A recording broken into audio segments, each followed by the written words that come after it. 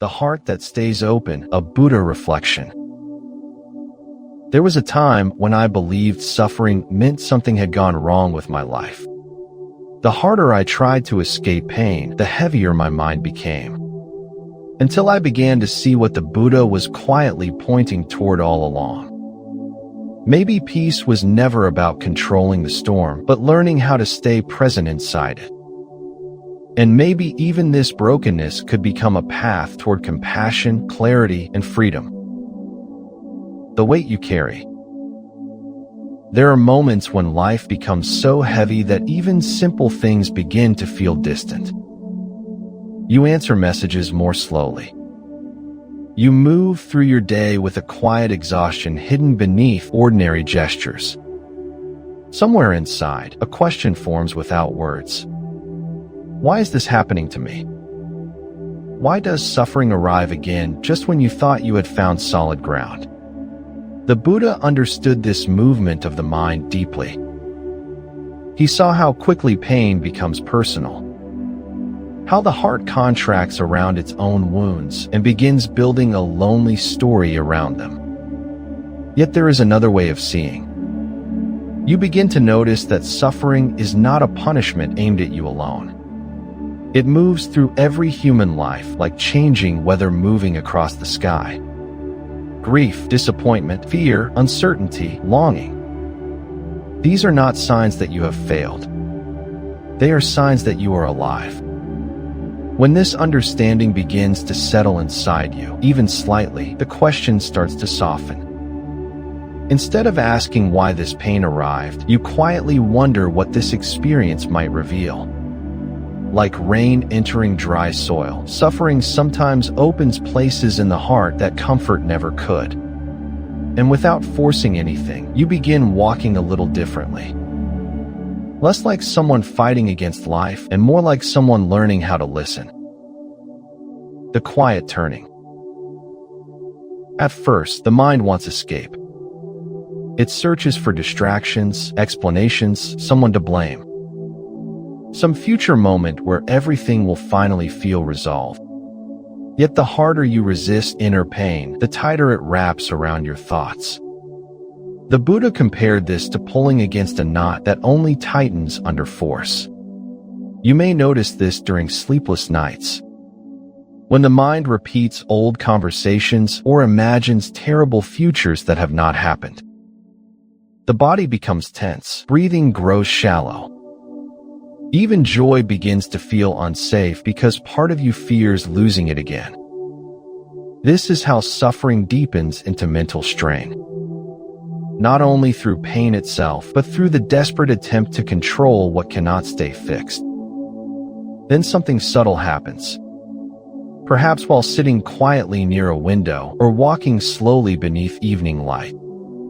You stop arguing with the moment for just a few breaths. Nothing dramatic changes outside you. The problems remain, but inwardly there is space.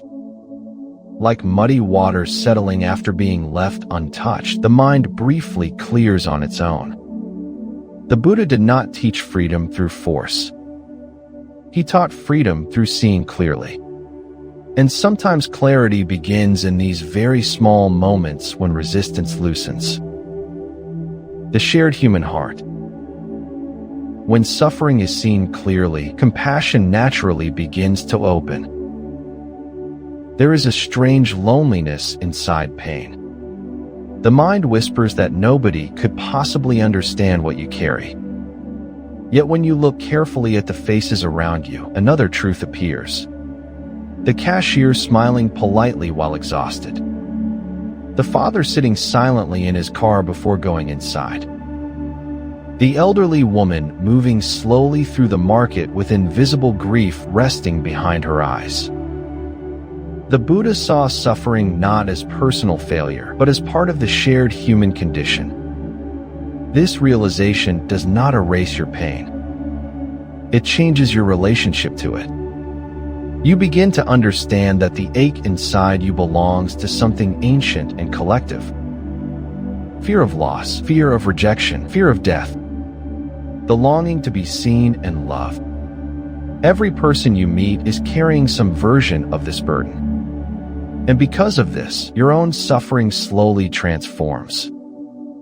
Instead of becoming a wall that isolates you, it becomes a doorway into compassion. You listen more carefully, you judge less quickly. You notice how fragile people really are beneath their roles and performances. The Buddha's path does not ask you to become perfect. It asks you to remain awake enough to recognize yourself inside others. Brokenness as offering. Most people believe they must become whole before they can help anyone else.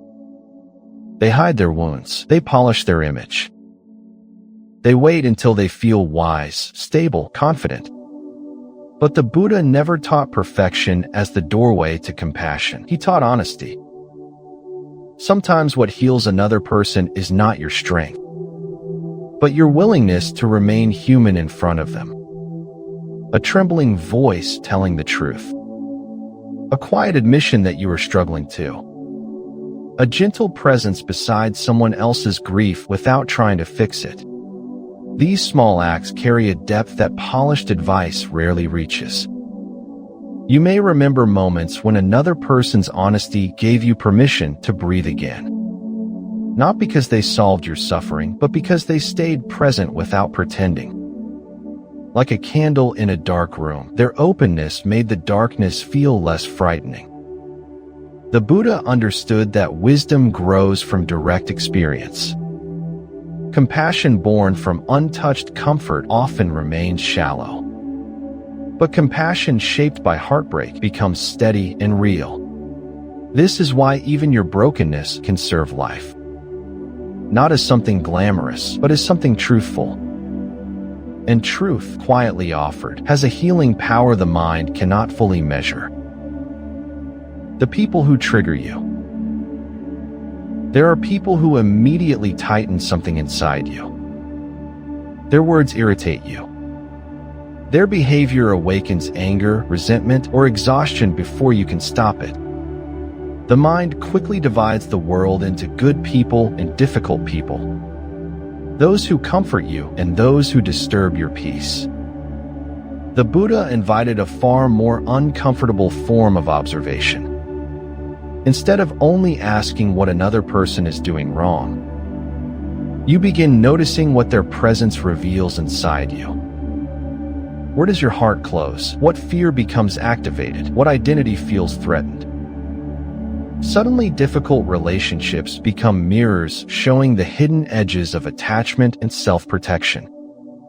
This does not mean allowing harm or remaining in abusive situations. Compassion is not passive surrender. Sometimes wisdom requires distance, clear boundaries, or fierce honesty. Yet even when you walk away, you no longer carry the poison of bitterness so tightly. You begin to recognize that harmful behavior usually grows from unseen suffering. Hurt people often continue passing their pain into the world because they have never learned another way. Like waves crashing against a shoreline. These encounters slowly shape your understanding. Not because suffering is good, but because it reveals where freedom has not fully entered the heart yet. And once seen clearly, even these painful encounters become part of practice. Sacred ground. The place where you fall is often the place where understanding begins. Failure carries a deep emotional weight in modern life. People hide it carefully. Careers are built around avoiding it. Relationships quietly collapse beneath the fear of appearing weak or uncertain. Yet the Buddha approached failure differently. He saw it as part of awakening itself. Every time you break your own promises, lose your balance, or fall into old patterns again, something important becomes visible. You see the mind more honestly. You discover the conditions that pull you toward fear, craving, or numbness. Without these moments, much of your inner life would remain hidden beneath pride. A tree does not grow because the wind is gentle every day. It grows because resistance strengthens its roots over time. In the same way, the human heart often deepens through disappointment. Not because suffering is desirable, but because it strips away illusions. The illusion that you must always appear composed. The illusion that growth is linear. The illusion that wisdom means never struggling. The Buddha's path is not spiritual perfectionism. It is the steady willingness to begin again with awareness, again and again. And strangely, this humble returning becomes its own form of peace. Praying differently. Many people pray by asking life to change. They ask for pain to disappear, for certainty to arrive, for difficult seasons to end quickly. There is tenderness in these prayers. The human heart naturally reaches toward relief. Yet the Buddha pointed toward another kind of strength. Not the strength to control life, but the strength to remain present within it. Instead of asking for every storm to vanish, you slowly begin asking for the courage to meet each moment clearly. This changes something profound inside the nervous system. Fear loosens its grip because your peace no longer depends entirely on external conditions. You may notice this while facing uncertainty that cannot be solved immediately. Illness, loss, waiting. The mind searches desperately for guarantees, but life offers none. Then, almost quietly, another intelligence appears. Breath by breath, you stop demanding certainty from the future. You learn to inhabit the present moment more fully. The Buddha did not promise a life free from pain. He offered something deeper. A way of walking through change without losing yourself completely inside it. Like bamboo bending in strong wind without breaking. The heart becomes resilient not through control, but through flexible awareness. Sitting with hopelessness. There are periods when hope itself becomes exhausting. Advice feels empty. Motivation feels artificial.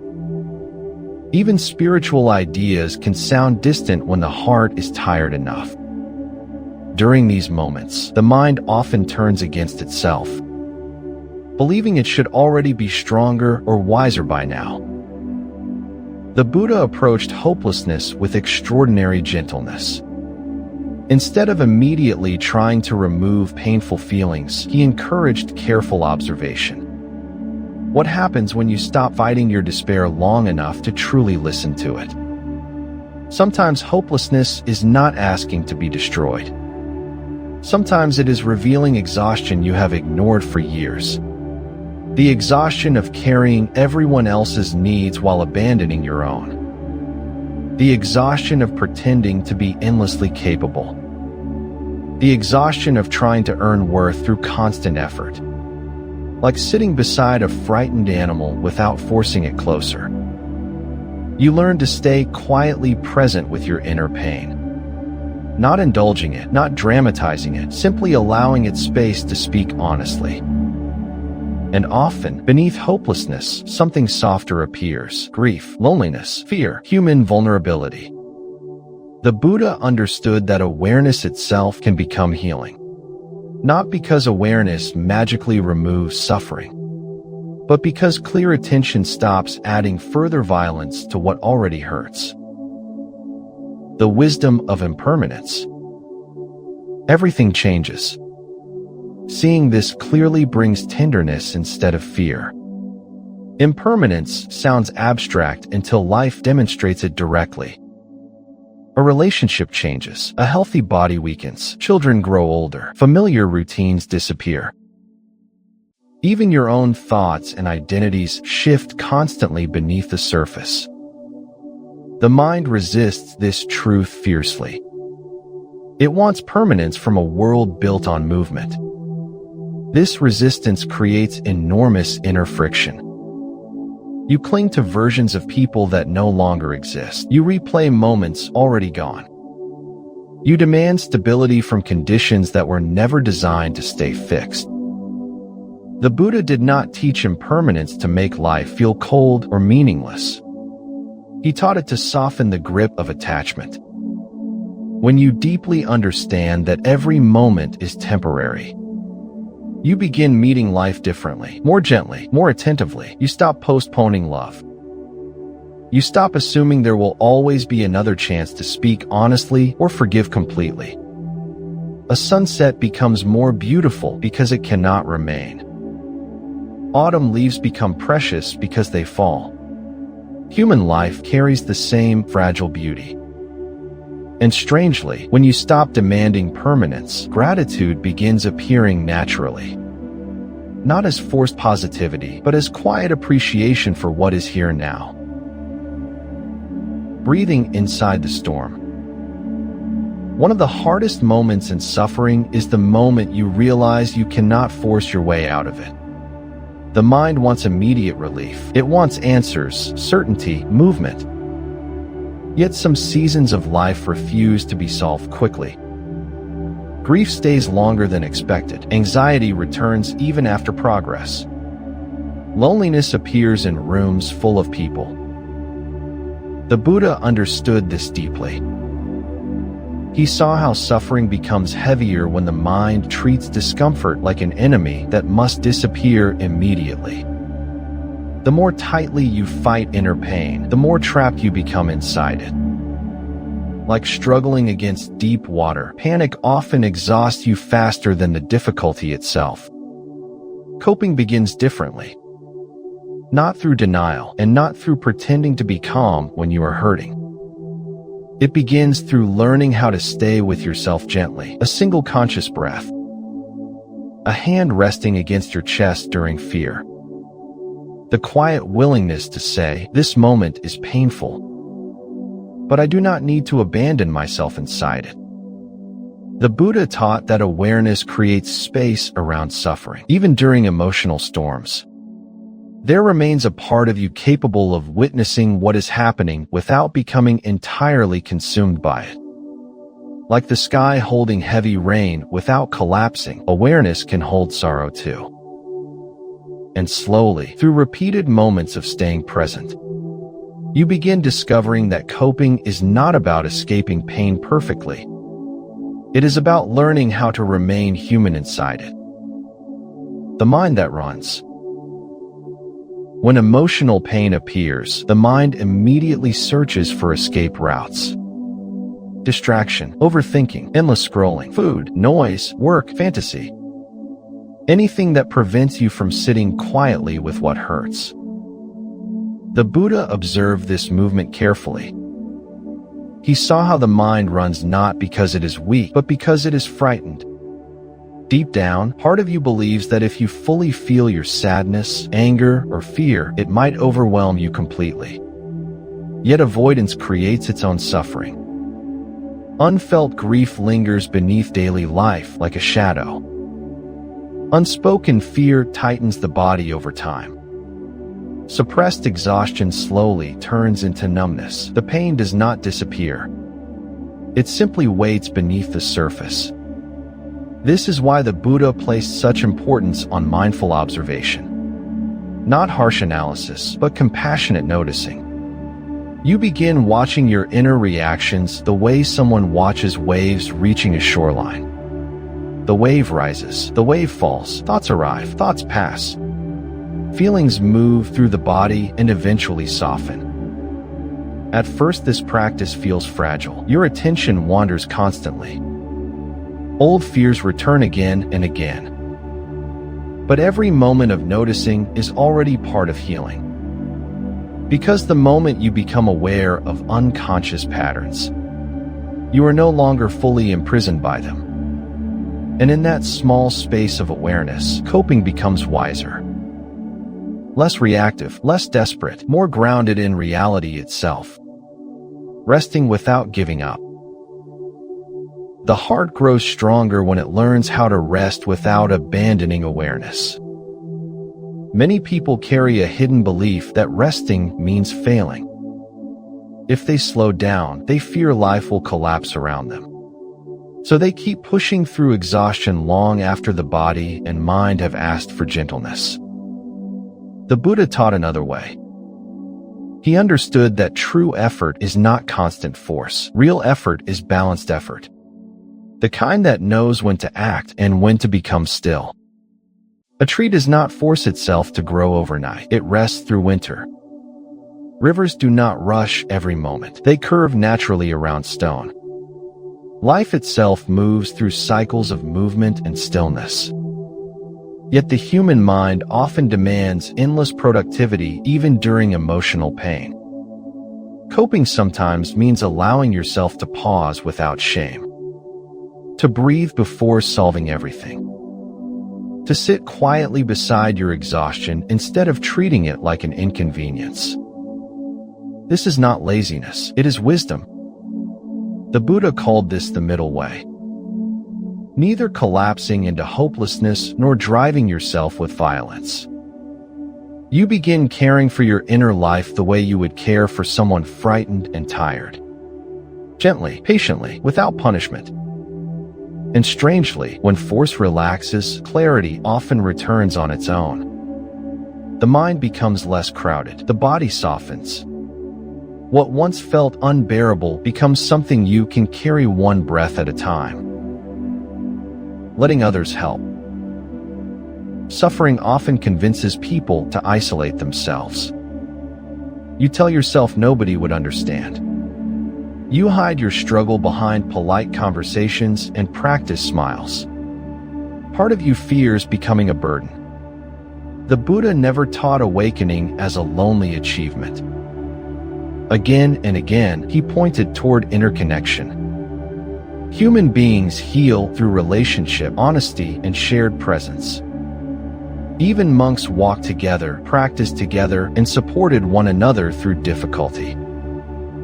There is courage in allowing yourself to be seen honestly. Not dramatically, not as performance, simply truthfully. Saying, I am struggling right now. Saying, I do not know what to do. Saying, I need rest, support, or understanding. Like roots beneath a forest quietly supporting one another underground. Human hearts were never designed to survive entirely alone. Sometimes the most healing thing is not advice at all. It is the feeling that someone remains beside you without trying to rush your pain away. The Buddha understood that compassion flows in both directions. Sometimes you offer strength, sometimes you receive it. Both are part of the path. And when you allow yourself to receive care without shame, something inside relaxes. You stop carrying the impossible belief that you must survive everything through willpower alone. Staying soft. Do not let suffering harden the heart that is trying to heal. Pain has a way of tempting the heart toward bitterness. After enough disappointment, the mind begins building armor. You become guarded, suspicious, emotionally distant. Part of you believes this will prevent future suffering. The Buddha saw clearly that protection can quietly become imprisonment. A closed heart may avoid some pain, but it also loses intimacy with life itself. Joy cannot fully enter where fear controls every doorway. This does not mean becoming naive. Wisdom still recognizes harmful behavior. Boundaries still matter. But inwardly, you stop feeding hatred as if it could heal your wounds. You may notice this during conflict. Someone speaks harshly. The body tightens immediately. The mind prepares retaliation. Then awareness enters for one brief moment. You remember that the other person is suffering too. Even if their suffering appears as anger, cruelty, or control. This understanding does not excuse harmful actions. It simply prevents your own heart from becoming consumed by bitterness. Like clear water remaining unstained even after mud settles into it. Compassion protects your inner clarity. The Buddha taught that keeping the heart open is one of the deepest forms of courage. Not because openness feels easy, but because love remains vulnerable by nature. And slowly, through practice, you discover that softness is not weakness at all. It is resilience without violence. the quiet strength of continuing. There comes a moment when you stop waiting to become fearless before living fully. You realize healing is not a straight line leading toward permanent certainty. Some days clarity returns easily. Other days the mind feels heavy again. This too becomes part of practice. The Buddha never asked people to become perfect before walking the path. He simply invited them to keep returning. Returning to awareness, returning to compassion, returning to the present moment even after getting lost 1,000 times. This changes how you see yourself during hardship. You no longer measure your worth by how calm, productive, or emotionally stable you appear. Instead, you begin valuing something quieter: your willingness to stay conscious inside difficulty. Your willingness to keep the heart open even while healing. Like a lantern carried carefully through darkness. Awareness does not eliminate every shadow, but it allows you to keep moving without becoming entirely lost. One breath, one honest moment, one act of kindness toward yourself or another. And eventually you understand something the Buddha pointed toward from the very beginning. Freedom is not found by escaping human experience. It appears through meeting life directly, gently, and clearly. Even now, in the middle of uncertainty, the path remains beneath your feet. Not because suffering disappeared, but because awareness learned how to walk beside it without fear. This is Buddha Reflections, where philosophy, insight, and lived experience meet to explore mind, impermanence, and release. The conversation doesn't end here. Visit the quiz tab and share your score in the comments. Thanks for your time, it's been a delight. What should we explore next? Comment, share, and save your insight. Subscribe to Orbital Dharma and keep your thoughts bright.